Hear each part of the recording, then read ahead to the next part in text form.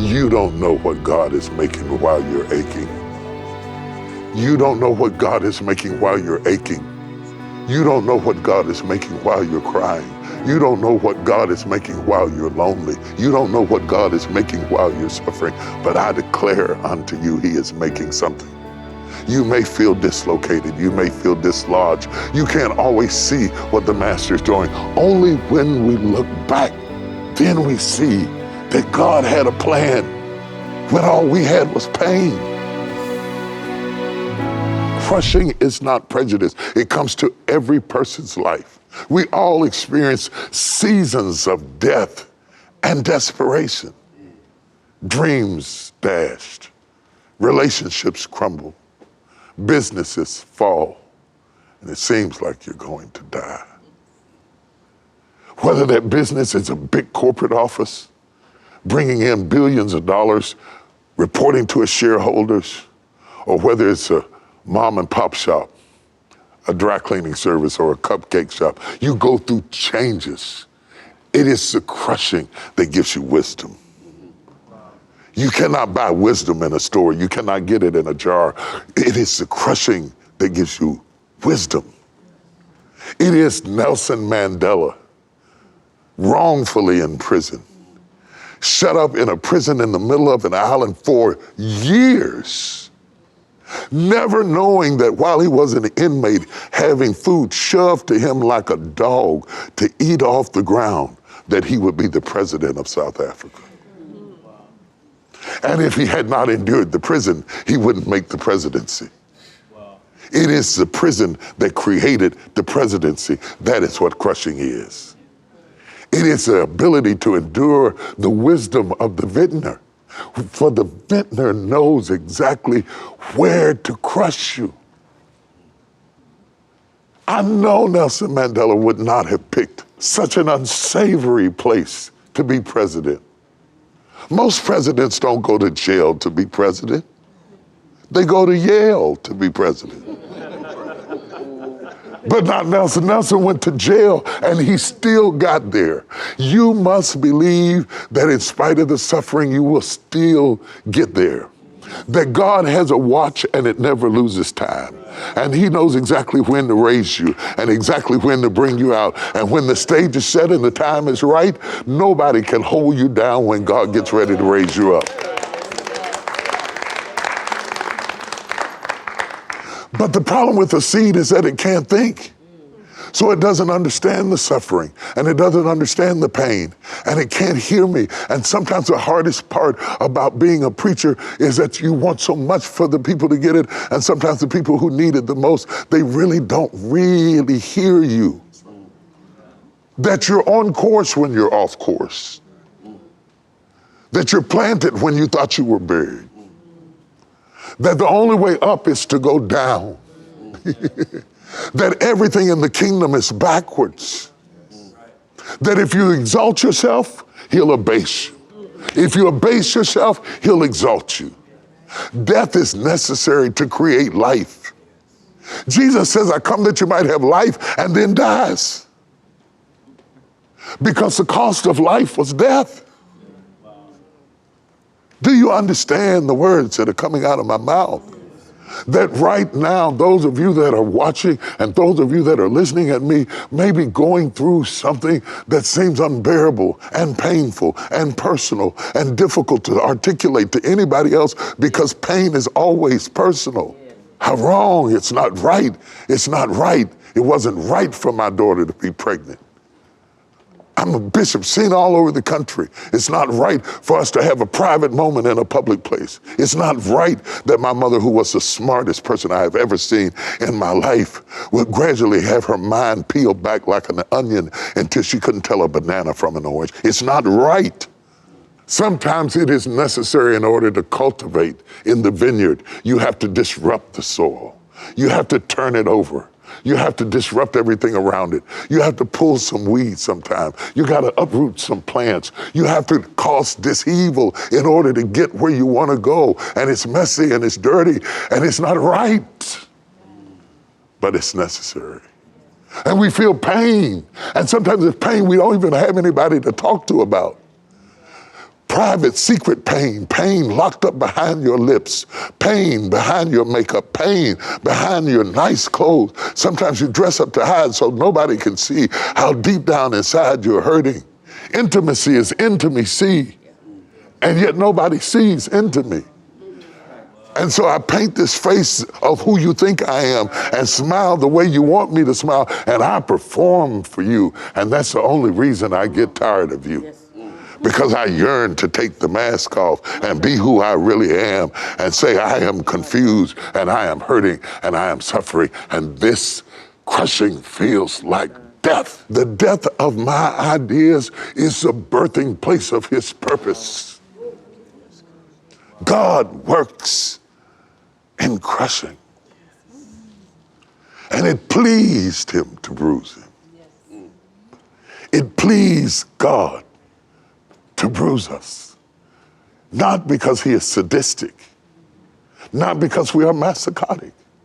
It pleases him to bruise us because he knows that the end result will put us in a state where we can no longer ferment, where we can handle a setback, a disappointment, where we can handle a hurt.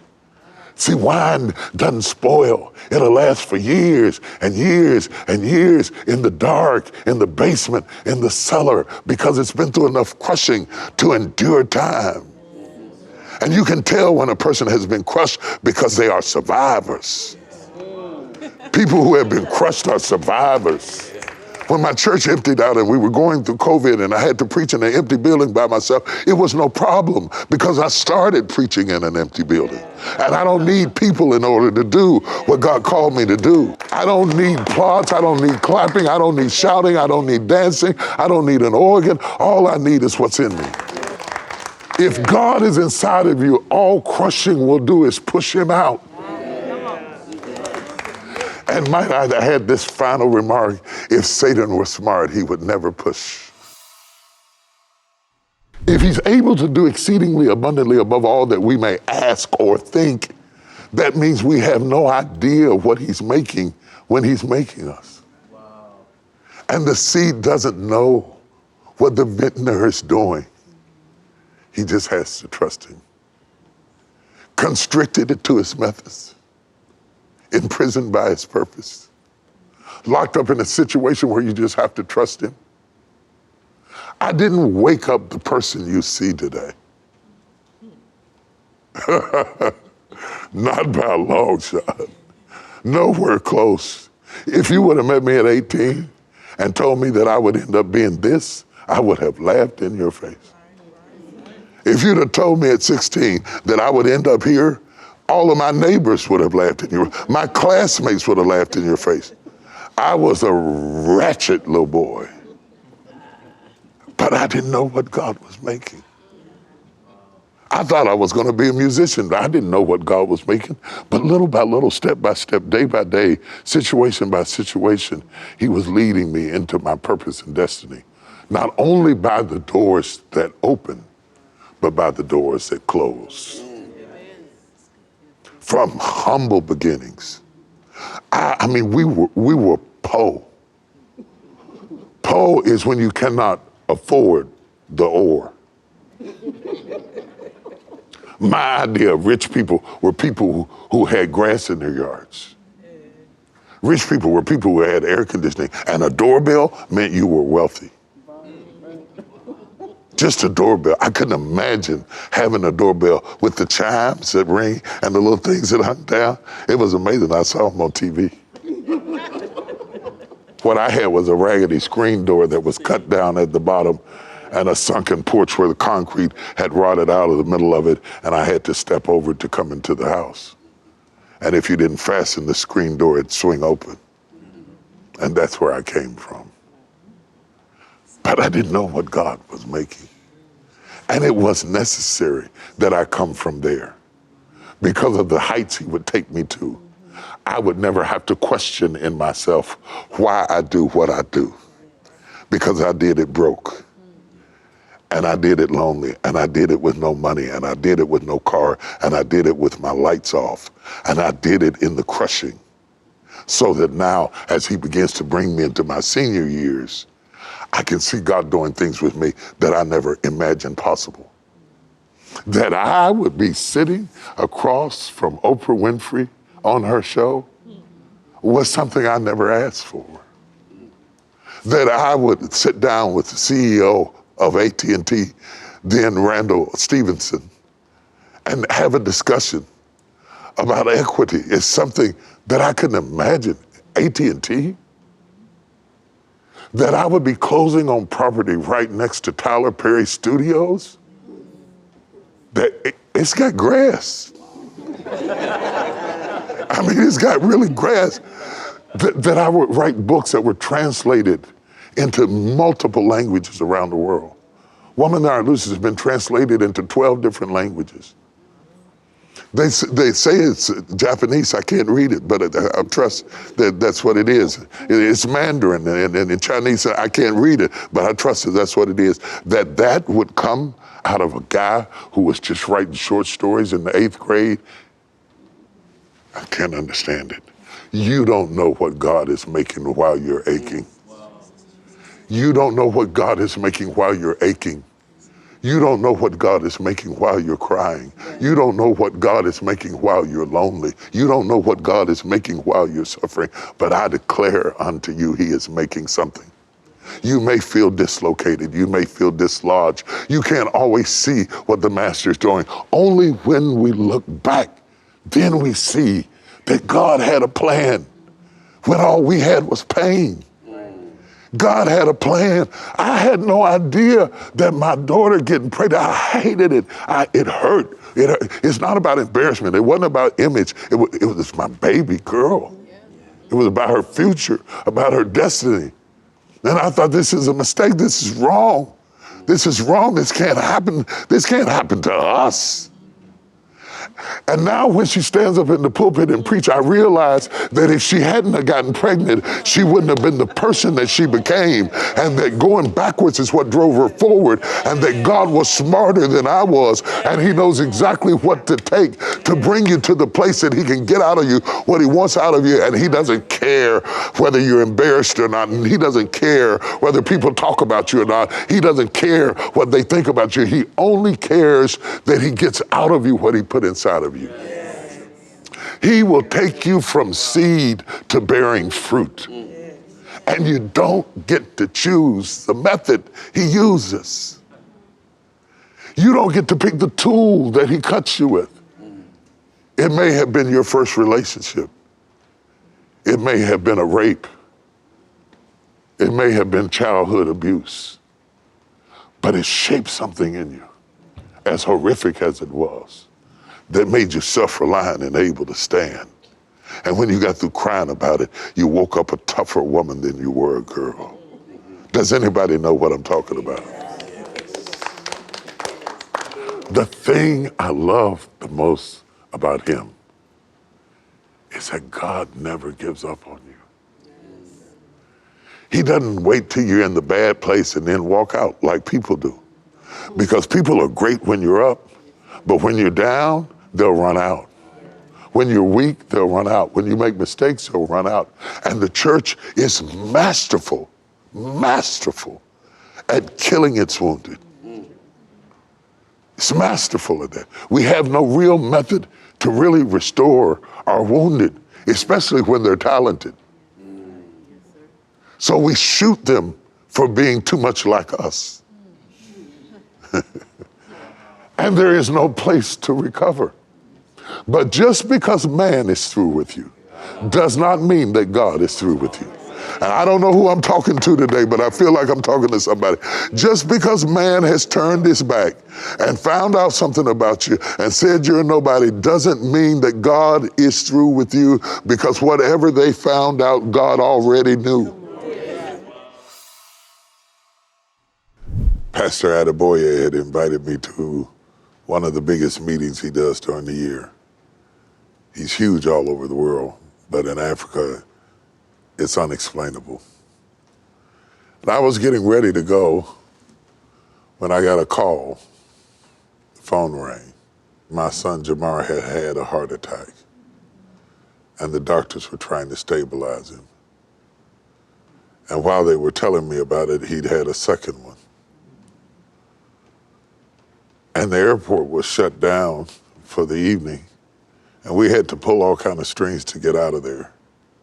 And I never got to preach to the crowd. One, because under battle, you always have to keep your priorities straight. Don't let the seduction of the crowd or the allurement of the masses make you forget about the commitment to the few. Jamar was my son, and I had to be there. And I wondered, Lord, how in the world could this be happening? They had rushed him into surgery, and it didn't look good. And I said, this is a 20-something-year-old young man who's vibrant, healthy, in good shape, not overweight. How could this happen? We want to understand everything, but we don't.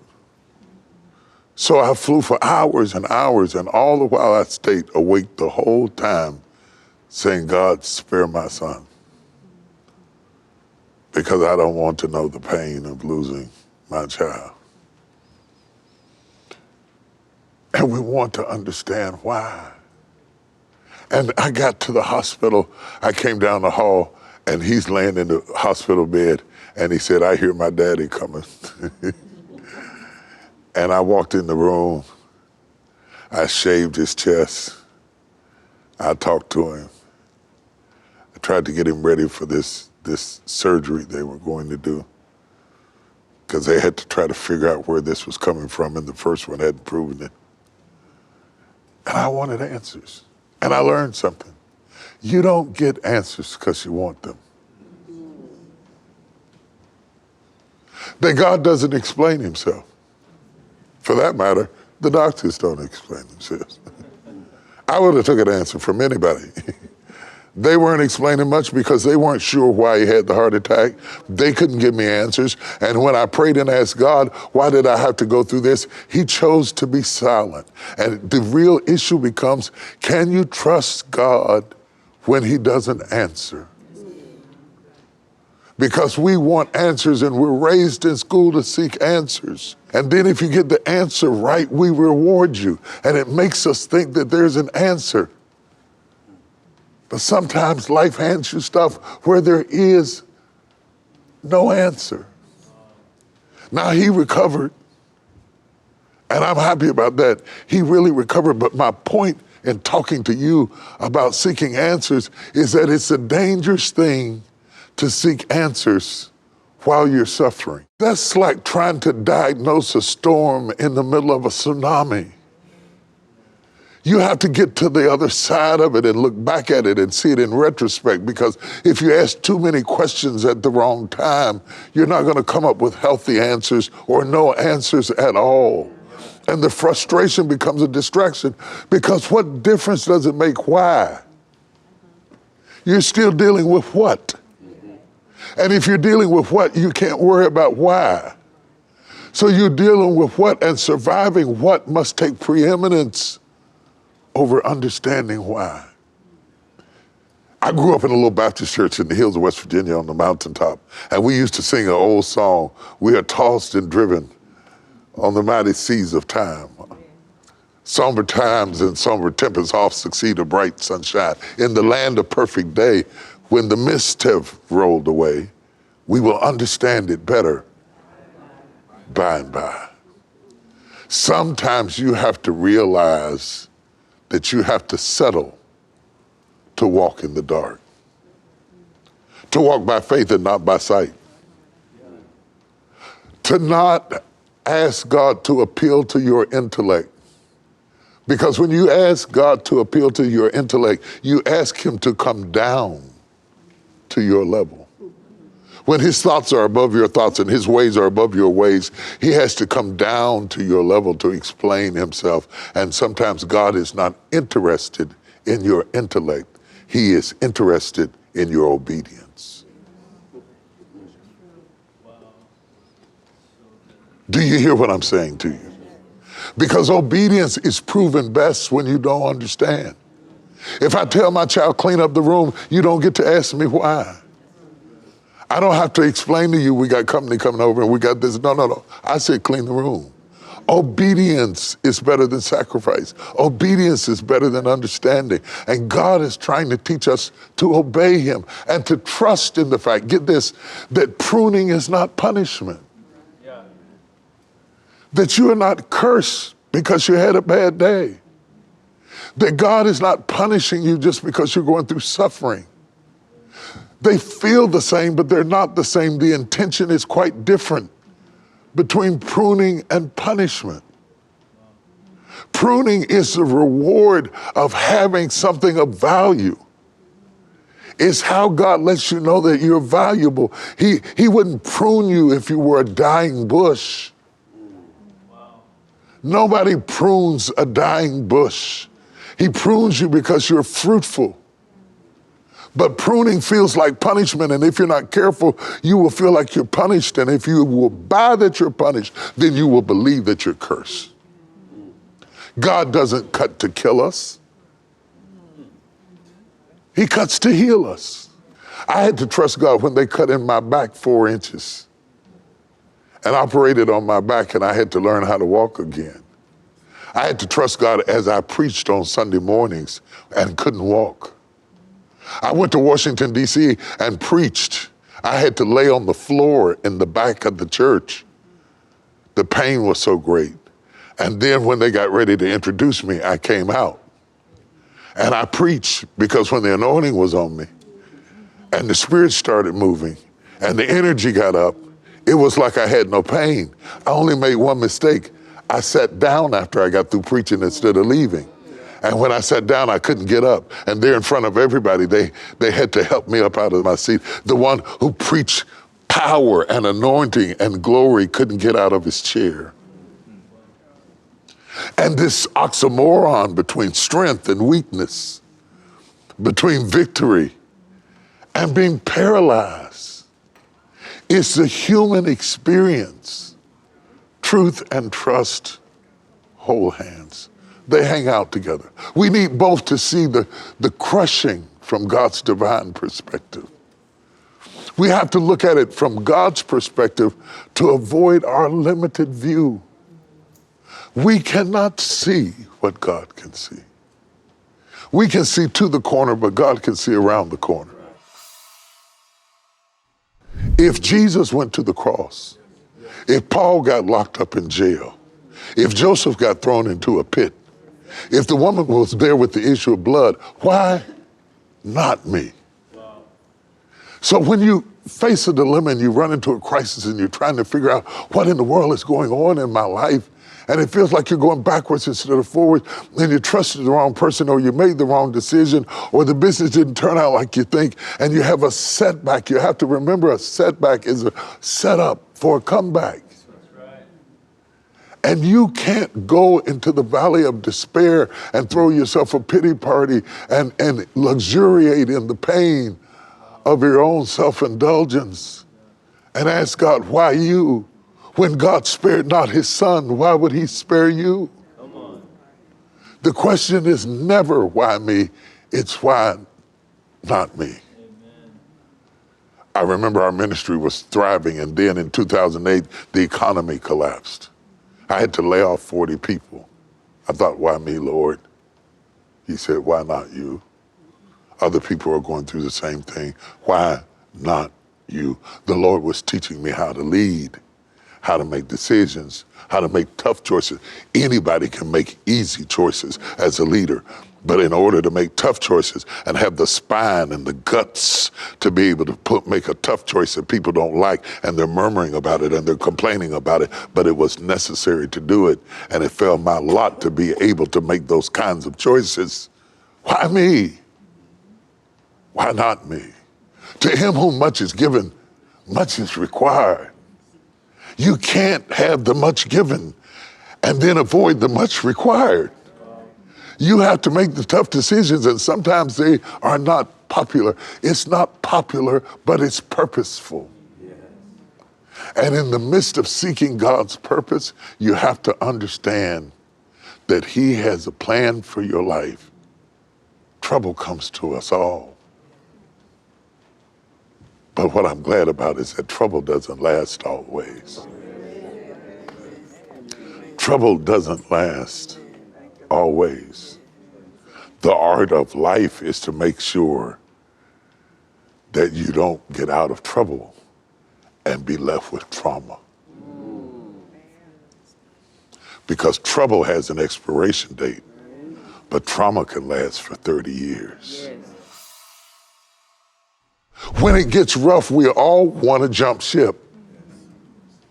When it gets tough, we want to get out of it. We want to get out of it so it'll stop hurting. But the ship was the solution to the problem. And I hear you saying to me, oh, Bishop, you must not know your Bible very well because the ship fell apart. Yes, the ship fell apart, but the people didn't. Because some on boards and some on broken pieces made it safely to the other side. And had they gotten out of the ship, there wouldn't have been a board to hold on to. So we have to make a decision every day. Do you stay in the process and submit to the pruning? Or do you jump ship for your own comfort, only to fall into peril? Even Jesus had this choice. He taught a lesson that opposed many, the true meaning of the bread and the wine. Many followers left. They were pruned from Jesus because he said, unless you drink my blood and eat my flesh, you will have no part with me. And that was not a sermon they wanted to hear. And they wanted to avoid the process, not even understanding what he meant. And then he asked Peter, will you go away also? Or will you stay in the process? And Peter responds, where shall I go? In your hands are the words of eternal life. For some of us, quitting is not an option. We may cry, we may whine, we may groan, we may fuss, we may bicker, but we cannot jump ship. We must stay in the process. What will you choose to do when your ship is tossed to and fro and the lightning is flashing and the sky goes black and the wind is high and you're not sure what the next turn is going to bring? When people are seasick and falling apart and men are screaming and women are in peril, will you stay on board the boat? Or will you jump off and go for something that seems like it might be better but could kill you? How you respond to trouble determines your outcome. To embrace the sorrow of the season and to trust God to bring you out of it is what faith is made of. You cannot be comfortable and be Christ-like. In order to be Christ-like, he always calls you out of your comfort zone.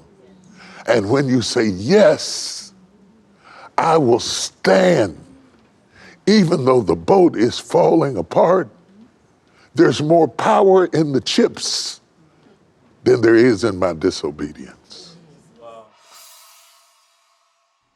At TBN, our mission is to use every available means to reach as many individuals and families as possible with the life-changing gospel of Jesus Christ. Thank you for helping make the gospel of grace go around the world.